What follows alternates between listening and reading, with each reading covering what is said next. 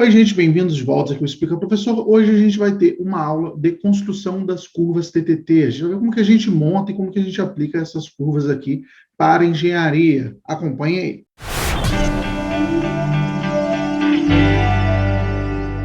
Bom, antes de qualquer coisa, eu gostaria de pedir para você que chegou aqui agora que se inscreva no canal, ative o sininho, deixe o like, dê uma olhada aí no nosso programa de membros, caso você esteja gostando aqui do conteúdo. A partir de R$ 5 você já pode se tornar membro do canal, o que ajuda bastante aqui a continuar produzindo conteúdo para vocês. E caso você já seja inscrito, dê um like aí também, né? Lembre de compartilhar esse vídeo com os amigos, que isso sempre contribui aqui com o crescimento do canal. Bom, vamos para a nossa aula de hoje, então, que a gente vai falar um pouquinho das nossas curvas TTT, né? A gente já falou sobre as transformações de fase, como transformação de fase perlítica, barnítica, martensítica, e a gente já mostrou mais ou menos o que é uma curva ITT, e mais ou menos como que ocorre algumas transformações, mas hoje a gente vai ver como que elas são construídas, né? Como que a gente produz esse tipo de curva para determinar essas transformações que vão acontecer ali à medida que eu estou alterando a temperatura do meu material, né, em um determinado tempo, né? Então, para acompanhar ali a formação dos meus constituintes que a gente está estudando, a perlita, a bainita, etc. e tal,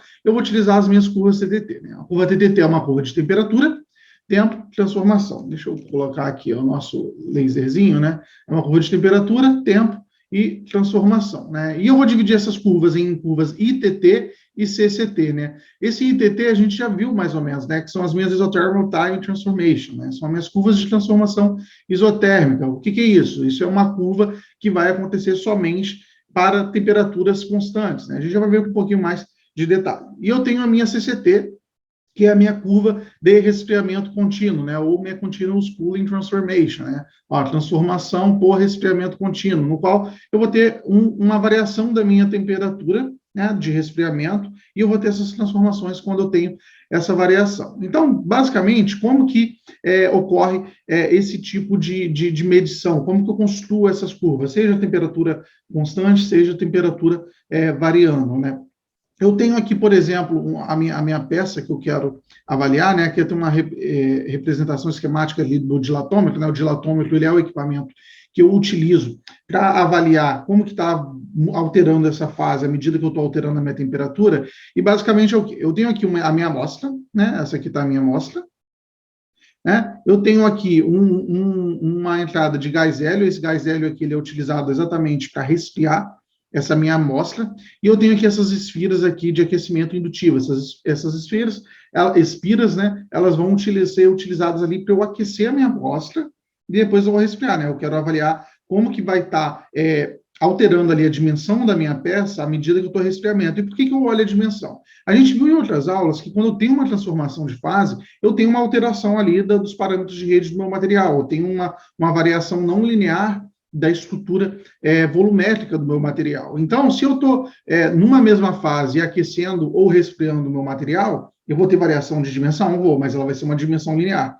A partir do momento que eu tenho ali uma alteração de fase, eu vou ter uma alteração ali nessa variação linear da minha amostra. A gente vai ver uma curva já já. Então, no que consiste isso? Eu tenho um sistema de aquecimento, eu tenho um sistema de resfriamento, e eu tenho um sensor aqui, que é um strain gauge, que ele vai avaliar como vai estar alterando essa estrutura do meu material. E eu vou aquecendo e resfriando esse meu material, e a partir daí eu consigo avaliar se eu consigo associar como que eu estou alterando ali as fases do meu material. Essa figura aqui, 248, ele é um dilatômetro, né, de fato, né, como que ele num desenho não esquemático dele, é um dilatômetro real de como que acontece esses processos, né? Esse aqui é um dilatômetro aqui, ó, do Villares Metais. Bom, vamos aqui olhar agora como que é de fato construída essa curva, né? Eu tenho aqui a minha curva ITT. Bom, vamos agora dar uma olhada em como que a gente constrói essas curvas ITT com os resultados ali que a gente obteve pelo meu dilatômetro, né? Vamos considerar aqui, né? Eu estou considerando aqui um aço que é um aço que ele é ultetóide, né? 0,77% de carbono. Esse aqui vai ser o meu diagrama de fase que eu vou estar utilizando ali para comparar os resultados e as minhas curvas. E a gente tem aqui essa minha primeira curva A, né? Nessa minha primeira curva A, eu vou sair de uma temperatura TA, né, que é essa minha temperatura TA aqui, onde eu estou dentro do meu campo austenítico, e nessa minha temperatura TA eu vou ter um valor aqui, LA, que vai ser o meu comprimento do meu da minha amostra naquela temperatura.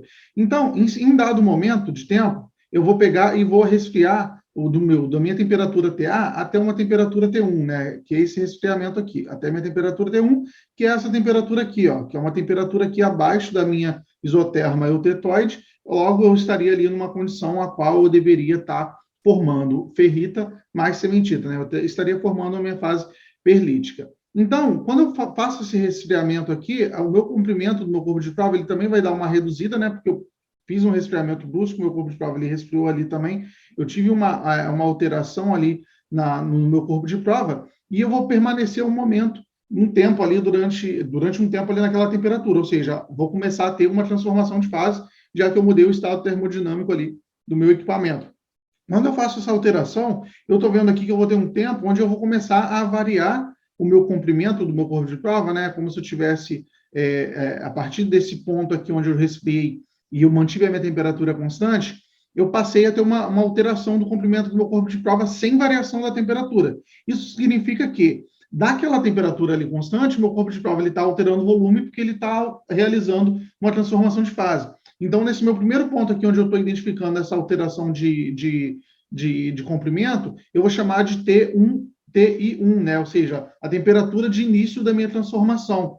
E depois, quando essa variação ela continua alterando, e ela vai chegar aqui até um platô, ou seja, ele vai parar de alterar, isso significa que minha transformação toda já aconteceu. Então, eu vou ter aqui um comprimento final, né? Vou ter um comprimento de platô, que esse comprimento final ele vai ocorrer numa temperatura também, num tempo final. A minha temperatura aqui ela é constante, eu não estou alterando aqui a temperatura do meu processo. Eu só alterei assim, né? Eu resfriei até T1, né? E mantive aqui a minha temperatura constante. Então, né, nessa temperatura aqui onde eu obtive, nesse tempo onde eu obtive o final da minha transformação, eu vou ter duas variáveis importantes aqui: o meu início da minha transformação e o final da minha transformação. Né? O tempo de início e o tempo de final.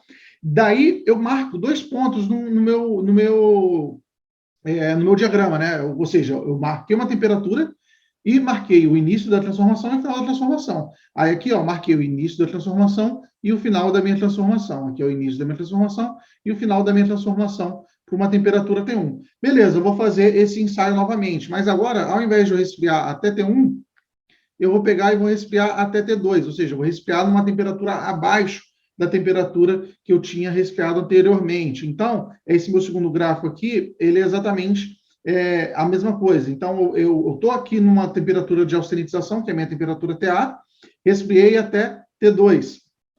Então, eu resfriei de TA até T2.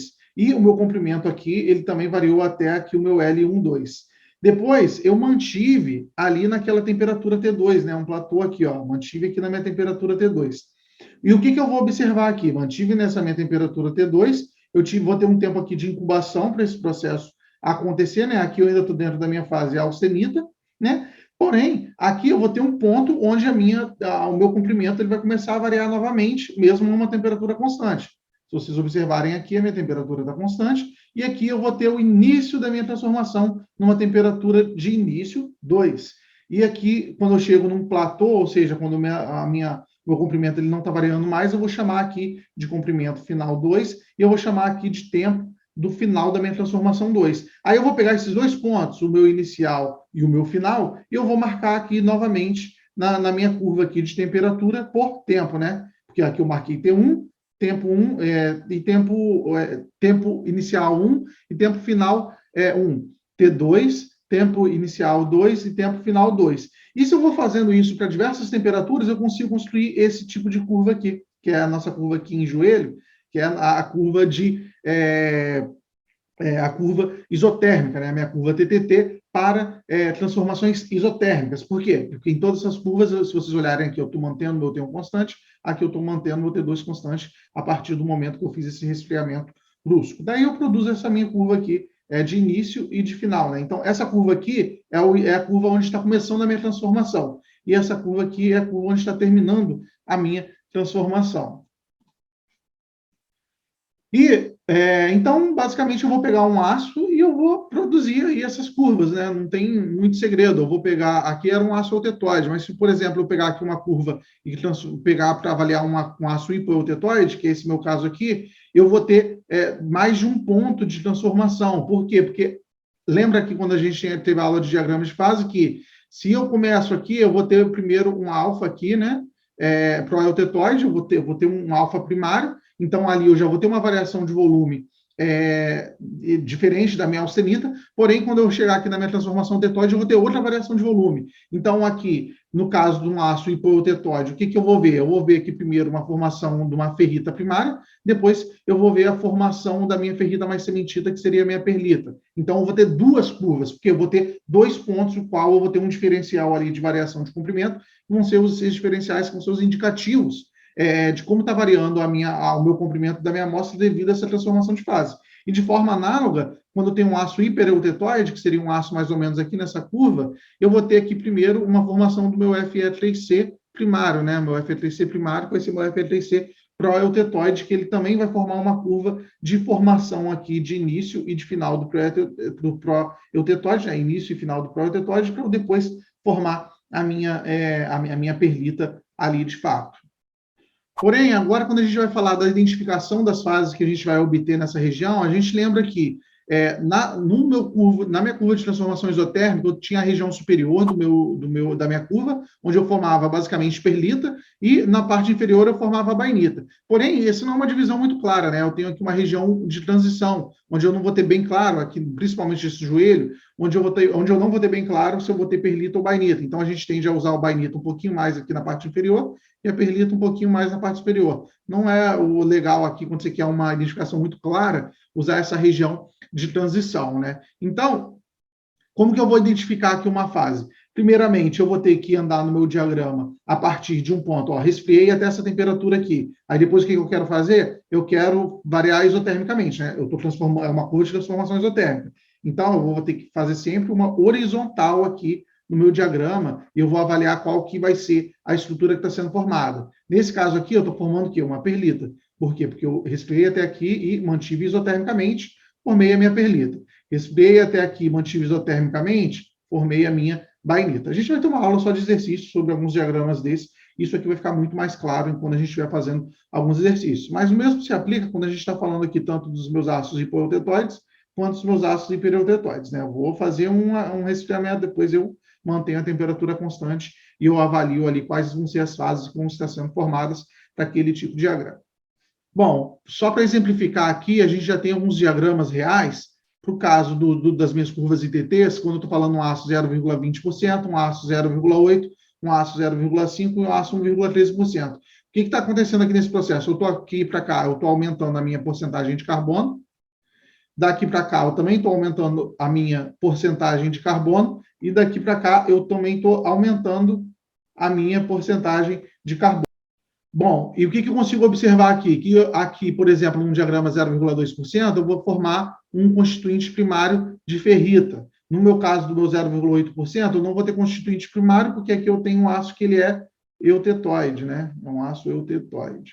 Já no meu caso 0,5%, eu ainda tenho um constituinte primário de ferrita, porque a minha ferrita é proeutetoide. Já no meu 1,13%, o meu constituinte primário, ele, na verdade, vai ser de cementita, né? A gente vai fazer um exercício, a gente vai fazer ainda vídeos de exercício sobre esses tipos de aço um pouquinho mais específico. Eu estou aqui mais para apresentar como que é a característica dessas curvas reais para esses tipos de aços. Bom, vamos falar agora como que é formada esse tipo de curva quando eu estou falando de uma curva CCT. A gente falou de uma curva ITT, que é uma curva de transformação isotérmica. Agora a gente vai avaliar quando essa transformação ela não é isotérmica, ou seja, quando a minha temperatura não é constante. E o que está acontecendo aqui? Eu tenho aqui aquelas curvas semelhantes às curvas que a gente tinha visto antes, para a minha temperatura e meu comprimento. Eu vou partir aqui de uma temperatura A de austenitização, e a partir dessa temperatura A eu vou ter um resfriamento. Agora, vocês podem observar que esse resfriamento, ao invés de ser horizontal, ele tem um coeficiente aqui de angulação, né? Eu tenho um coeficiente aqui dessa curva, isso significa o quê? Que eu vou ter um resfriamento que ele vai estar dado em X graus Celsius por minuto, ou seja, a minha curva ela vai estar resfriando pouco a pouco, há uma taxa de resfriamento. Eu posso aqui comparar uma taxa de resfriamento com outra taxa de resfriamento e observar quais são essas transformações de fase. E o que eu vou observar aqui, basicamente, diferente? Aqui, nesse caso, eu tenho aqui o meu ΔL inicial, e à medida que eu começo a resfriar, é natural que a minha variação de comprimento ela seja proporcional à minha variação de temperatura, né? Porque a minha variação, a minha dilatação linear, ela é constante ali, ela é uma propriedade do meu material e ela é constante ali com a variação da minha temperatura.